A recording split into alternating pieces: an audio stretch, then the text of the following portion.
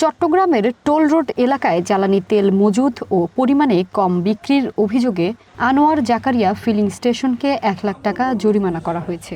এদিকে জঙ্গল সলিমপুরে জেলা প্রশাসকের নেতৃত্বে অভিযান চালায় ভ্রাম্যমাণ আদালত। উদ্ধার করা হয় মজুত রাখা ২৫,০০০ লিটার ডিজেল। অবৈধ তেল মজুদের দায়ে সীতাকুণ্ডের ভাটেরিয়া ফিলিং স্টেশনকে ৫০,০০০ টাকা জরিমানা করা হয়েছে। ওনাদের যে আমাদের প্রাপ্ত তথ্য আর হচ্ছে যে আমাদের যে প্রাপ্ত বাস্তব মজুদ এর মধ্যে গরমিল পরীক্ষিত হয়েছে। তো আমাদের মনে হয়েছে যে এটা অবৈধ মজুদের উদ্দেশ্যে হয়তো এই তেল তথ্য ওনারা লুকিয়েছেন। সেই জন্য আমরা ওনাদেরকে মোবাইল কোর্ট আইন মোতাবেক তাদেরকে ৫০,০০০ টাকা জরিমানা করেছে। টাঙ্গাইলের কালিহাতীতে মেসাস এলেঙ্গা ফিলিং স্টেশনে জ্বালানি তেলের অবৈধ মজুদ ও প্রয়োজনীয় কাগজপত্র না থাকায় ২৫,০০০ টাকা জরিমানা করেছে ভ্রাম্যমাণ আদালত। টাঙ্গাইল জেলার বিভিন্ন স্থানে বিভিন্ন ফিলিং স্টেশনে মনিটরিং কার্যক্রম পরিচালনা করি।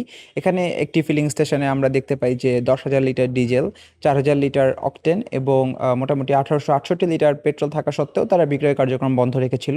সেখানে আমরা বিধি মোতাবেক ব্যবস্থা নেই। ভ্রাম্যমাণ আদালতের মাধ্যমে তাকে ২৫,০০০ টাকা জরিমানা করা হয়। গোপালগঞ্জের কাশিয়ানীতে অভিযান চালিয়ে ৫০১ লিটার জ্বালানি তেল মজুত রাখা ও অবৈধভাবে বিক্রির দায়ে দুটি প্রতিষ্ঠানকে ১,১০,০০০ টাকা জরিমানা করা হয়।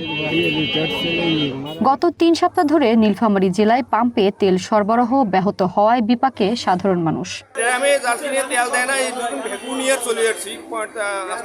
নাটোরের সিংড়ায় অবৈধভাবে জ্বালানি তেল মজুত করার দায়ে এক ব্যবসায়ীকে ১ লাখ টাকা জরিমানা, অনাদায়ে ২ মাসের কারাদণ্ড দিয়েছে ভ্রাম্যমাণ আদালত।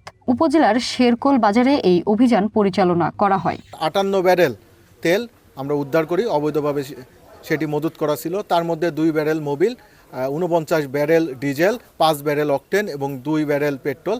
তার কোনো লাইসেন্স নাই এবং সে অবৈধভাবে এই তেলটি মজুত করে বিক্রি করে থাকে।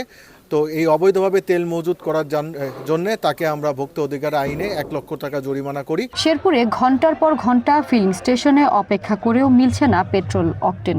অভিযোগ রয়েছে নিয়মের তোয়াক্কা না করে জ্বালানি তেল বিক্রি করছে পাম্পগুলো। ২০০ গাড়ির মধ্যে ৩০টা থেকে ৪০টা লোকের দরকার, আর ৭০টা অযথাই ঘুরতেছে, গাড়ির তেল নিয়ে ঘুরতেছে, সারা শেরপুরে ঘুরতেছে, এরা কোনো কাজ নাই। সকাল থেকে আইসা আমি এখনো তেল পাচ্ছি না, কিন্তু আমরা চোখের সামনে দেখতেছি অন্য অন্য প্রাইভেট কার নামদারি করে তেল নিয়ে যাচ্ছে ফুল, তারপর এক্সট্রা গ্যালন ভরে তেল নিয়ে যাচ্ছে। ঘরে অনেকেই মজুত করছে, অনেকেই বিক্রি করছে, অনেকেই মজুত করছে। বোতলের তেলটা বেশি দেওয়া হচ্ছে, মোটরসাইকেলে হয়তো ৩০০ টাকা দেয়, কিন্তু আমরা বোতলে যেটা দেখছি, ট্যাঙ্কিতে দেখছি ৫ থেকে ১০ লিটার তেল দেওয়া হচ্ছে। এছাড়াও দেশের বিভিন্ন জেলায় তেলের অবৈধ মজুত, পরিমাণে কম দেওয়া ও উচ্চ দামে বিক্রির দায়ে একাধিক প্রতিষ্ঠানকে জরিমানা করা হয়েছে।